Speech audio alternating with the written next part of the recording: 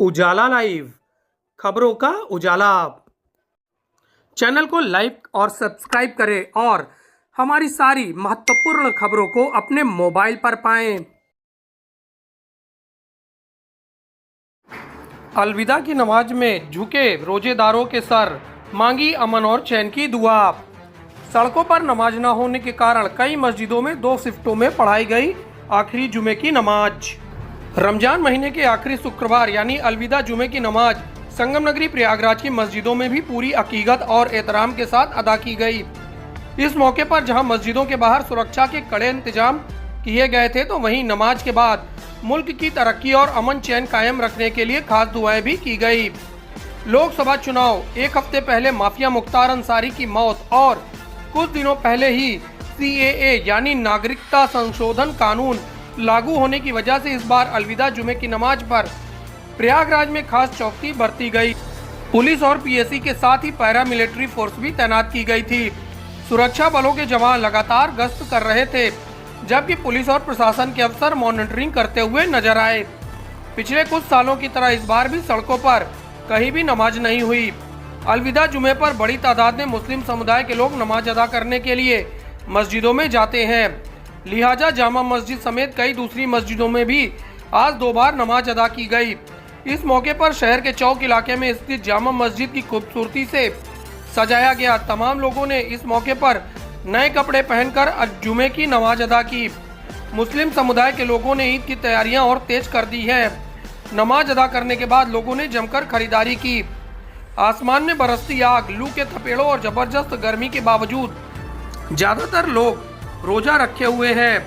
ईद का त्योहार 11 या 10 अप्रैल को मनाया जाएगा। शिया समुदाय के लोगों ने अंतर्राष्ट्रीय कुद्दस दिवस पर काली पट्टी बांधकर किबलाए अव्वल की रिहाई के लिए नमाज पढ़ी।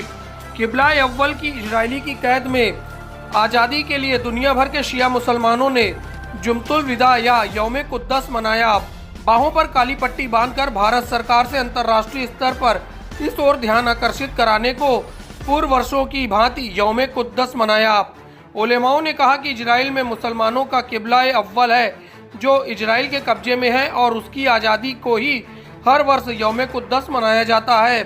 वहीं फिलिस्तीन में मरे बेगुनाह बच्चों, बूढ़ों, माओ और नौजवानों की मगफिरत की दुआ के साथ फिलिस्तीन सामानों के बहिष्कार की भी आवाज़ उठाई गई। देखिए, सबसे पहले तो 1 साल बीत गया और हम लोगों ने अल्लाह से ही हाथ उठा के दुआ किया कि हमारे मुल्क में अमन और चैन बहुत अच्छा है और बहुत अच्छे से हम लोगों ने नमाज पढ़ी यहाँ पर। बहुत अच्छा माहौल है और मैं क्योंकि पीस कमेटी से हूँ, शांति सुरक्षा समिति से हूँ, और हम लोगों का यही मकसद ही है कि जो है समाज में शांति रहे और बहुत अच्छे से शासन प्रशासन सारी चीज़ें यहाँ बहुत अच्छे से है। और हम लोग ने जो है दिल खोल के नमाज पढ़ी और अपने भारत को, अपने हिंदुस्तान को हम यही चाहेंगे कि हमारे यहाँ जो है खुशहाली रहे, इसी तरह से रहे और सबके चेहरे पर मुस्कुराहट रहे, यही दुआ की अल्लाह से।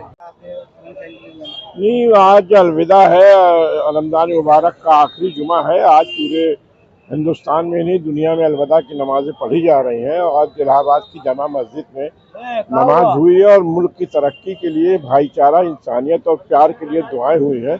और ये रमजान मुबारक में सच्चाई और ईमानदारी से कहा गया है कि ये बरकत का महीना है, सभी लोगों से मोहब्बत और प्यार करने का महीना है। इसलिए आज अलविदा की इस नमाज में काफ़ी लोग आए हैं और किरादे अकीदत के साथ नमाज अदा कर रहे हैं। उसी के दृष्टिगत जो शहर में जितनी भी मस्जिद हैं उन पे सब पे जो फोर्स है वो डिप्लॉय की गई है। इसमें QRTs भी बनाई गई हैं और RF और PSC की जो कंपनीज़ हैं और CPMF की जो कंपनीज़ मिली हैं वो भी हमने फोर्स जो है वो शहर के सभी थाना क्षेत्र में हमने डिप्लॉय की है। और लगातार जो फोर्स है वो भ्रमणशील है और सतर्क दृष्टि जो है वो पुलिस के द्वारा रखी जा रही है। हाँ, ये फ्लैग मार्च भी हो रहा है। सभी जो ACPs हैं, SHOs हैं, चौकी इंचार्जेस हैं, वो लगातार अपने अपने क्षेत्र में भ्रमणशील भी